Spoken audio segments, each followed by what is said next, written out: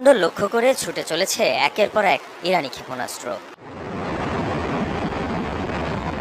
শনিবার এই ভিডিও প্রকাশ করে ইরানের বিপ্লবী গার্ড বাহিনী আইআরজিসি, যাতে দেখা যায় ইসরায়েলি ভূখণ্ড লক্ষ্য করে বিভিন্ন পাল্লার ক্ষেপণাস্ত্র ছোড়া হচ্ছে, যার মধ্যে রয়েছে ব্যালিস্টিক এবং ক্রুজ মিসাইল। ইসরায়েলের রাজধানী তেল আবিব, বন্দরনগরী হাইফা সহ কৌশলগত বিভিন্ন গুরুত্বপূর্ণ শহরই ছিল অভিযানের মূল টার্গেট। হামলার পর হতাহতদের নিয়ে ছোটাছুটি চলে ইসরায়েলের বিভিন্ন হাসপাতালে।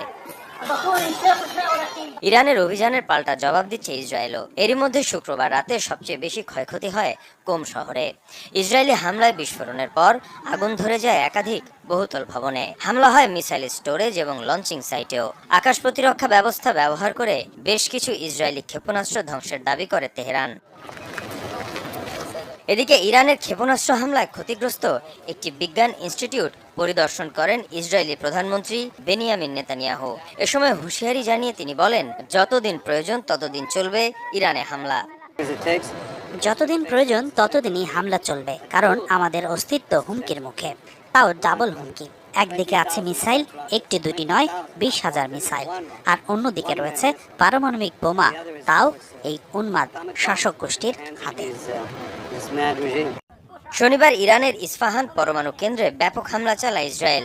এ সময় বিভিন্ন অবকাঠামোয় বিস্ফোরণ হয়েছে বলে জানায় দেশটির গণমাধ্যম। মীর মুশফিকা হাসান, যমুনা নিউজ।